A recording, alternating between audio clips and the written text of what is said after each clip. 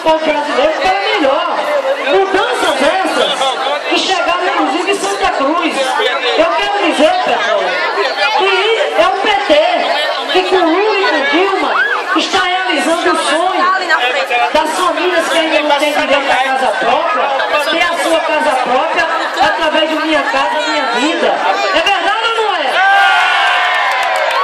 Ainda recentemente, a presidenta Dilma anunciou a redução da prestação de Minha Casa Minha Vida, que antes variava de 50 a 160, ela baixou para R$25.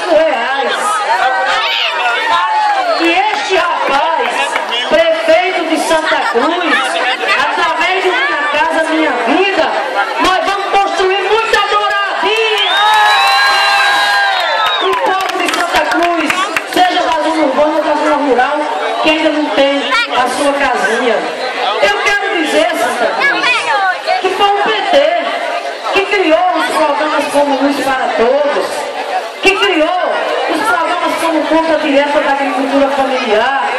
Foi o PT que mais olhou para o homem do campo, para o pequeno agricultor. Foi o PT que criou, petróleo, o maior programa de transferência de renda do mundo, meu amigo. Não é do Brasil, que é o Bolsa Família. Esse programa hoje está sendo copiado por vários países. O fato é que programas como Bolsa Família e outros tirou da miséria e da pobreza